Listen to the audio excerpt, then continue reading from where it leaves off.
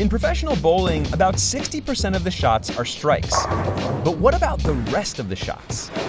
There are a little over 1,000 possible spare configurations, and players convert the hardest less than 1% of the time. So what's the most difficult spare of all? Well, there are a lot of notorious spares out there. But today, we're going to be looking at the most notorious of all, the 7-10 split. Now look, some of you may have noticed that this episode breaks with our format a little bit, because unlike previous feats that we've looked at, people have actually hit 7-10 splits. Oh, look at that extra frame. Here's the thing. Nobody on Earth can hit a 7-10 split predictably or reliably, and that's because that split is even harder than it looks. So today, we're going to look at why converting the 7-10 split is really, truly, almost impossible.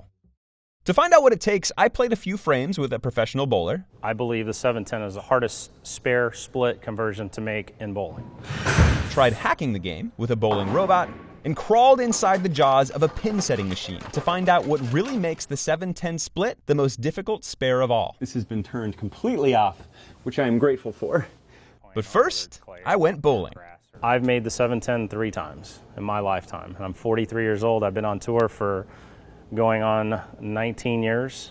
That is 10-time national title holder Wes Malott. We met up with him at the U.S. Bowling Congress in Arlington, Texas. Do you have any pro tips on how to convert this thing? Well, I'll tell you one thing. In order to make 2, you got to hit 1. In other words, accuracy is essential. Come on. It's also not my strong suit. Come on! It's hard to hit the 1. At least for me it is. Malott can hit whatever pin he wants almost every time. But there's more to converting this spare than accuracy. And to fully appreciate why, it helps to understand the anatomy of a bowling lane. It's 42 inches wide and 60 feet from the foul line to the head pin. That's pin number 1. The 9 remaining pins are numbered like this. Each pin stands 12 inches away from its neighbors, creating a pattern of equilateral triangles. 2 gutters run alongside the lane and trap the ball if it strays too far left or right, removing it from play. Bowling just boils down to angles. When the ball and pin collide, the pin bounces in a direction perpendicular to the tangent plane that intersects with the point of contact. So if you hit the pin here, it'll bounce here. Hit it here, it'll fly here, and if you hit it here, it'll go this way. That means that in order to send the 7-pin flying across the lane and into the 10-pin, or vice versa, in theory, you need to hit it right here. Here's the problem. It is impossible to get a bowling ball far enough outside the 7 or the 10-pin without it first falling into the gutter. There's just not enough room. That makes the 7-10 split the only spare in bowling that can't be converted with ball and pins alone. To pull it off, you actually have to bounce the 7-pin or the 10-pin off the machinery behind the pins. And the more power on the shot, the better. When Malott goes for the 7-10 split, he throws at about 22 miles per hour. That's harder than he usually does. And he often gives it a little bit of forward spin so the ball won't hook and lose speed. But there's one more essential ingredient for converting the 7-10 split: luck. Even if you hit the pin hard enough, and even if it heads toward the pin setter at a good angle, there's just no telling how it's going to ricochet. Without some kind of lucky bounce in the machinery in the back end, you're just not going to convert it. And that's because this isn't like banking a shot in pool. For starters, the pins have a funny shape that causes them to bounce around unpredictably. But you also have to consider the barrier behind the pins. It's a curtain, not a wall, which means that it moves, and anything bouncing off of it is going to ricochet around even less predictably. And some of those curtains move more than others. Here's what I mean by that. Okay, so unless you work at a bowling alley, you've probably never been back behind here. This is a pin setter. It's what collects and sort of repositions all of the pins every time you're bowling. And the piece that we want to look at is in here. Okay, so this is an older model pin setter. It's anchored in 2 places, once up here at the top and again down here along this more solid bumper section.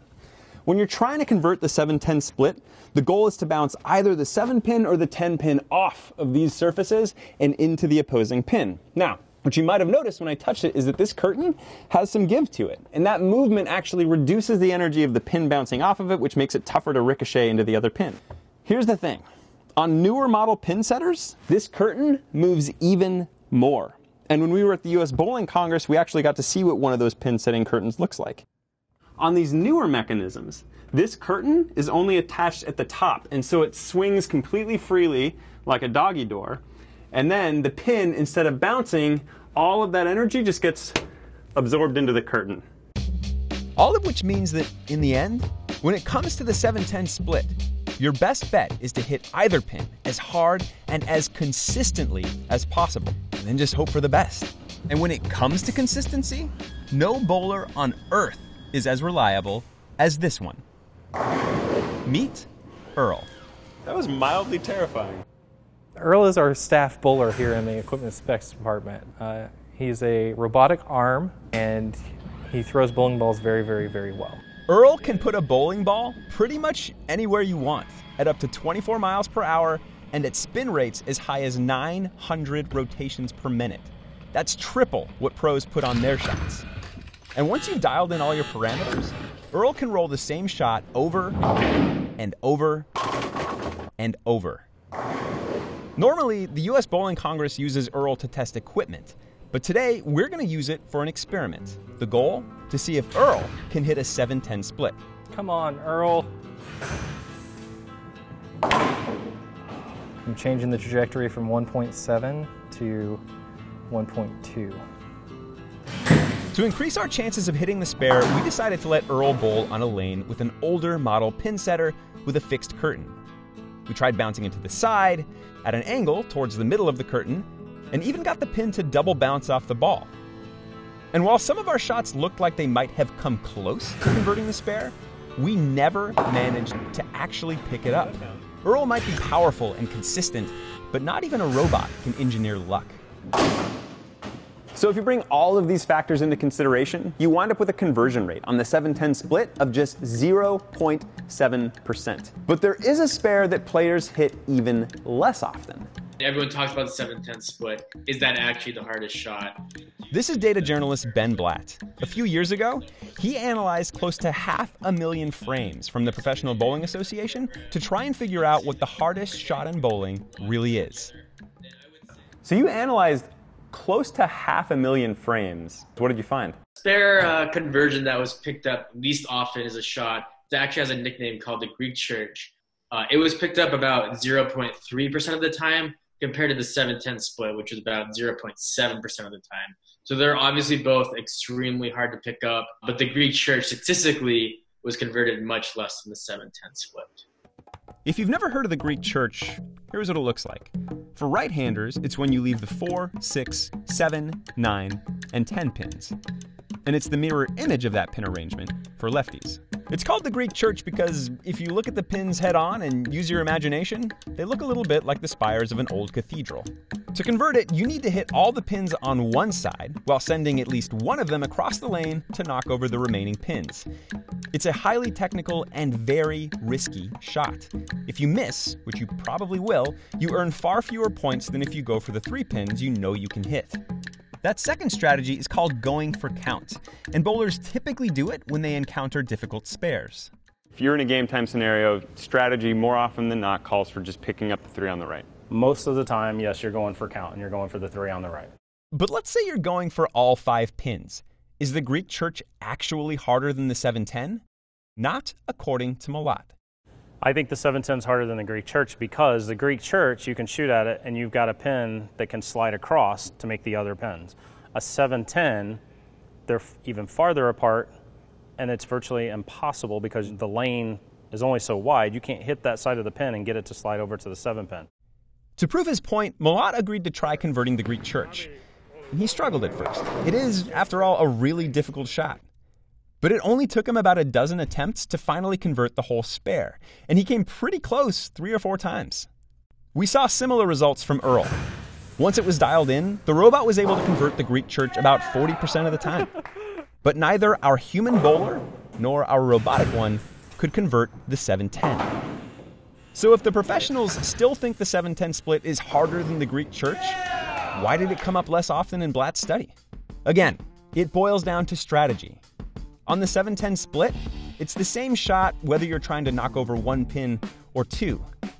But on the Greek Church, it's 2 different shots. If you go for count, you'll probably pick up 3 pins.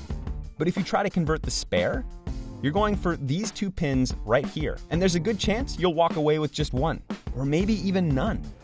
Even though converting the Greek church is technically easier, it is almost never worth it to try in a game. It's virtually impossible, almost impossible, to be able to slide over and hit both of those pins simultaneously. Which is probably why it showed up less in the study than the 710. The point is, there is an important distinction between the rarest shot in bowling and the most difficult, a title that still belongs to the 710 split. Because remember, without that pin setting machinery behind it, you cannot convert the 710 split.